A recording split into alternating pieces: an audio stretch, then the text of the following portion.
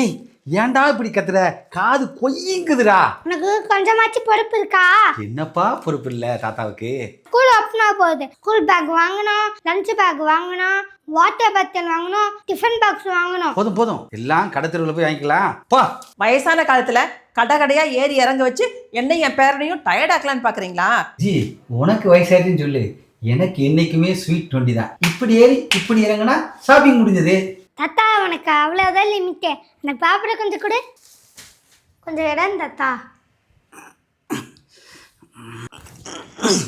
இப்போ என்னதான்டா பண்ணணும்னு சொல்லுறியே?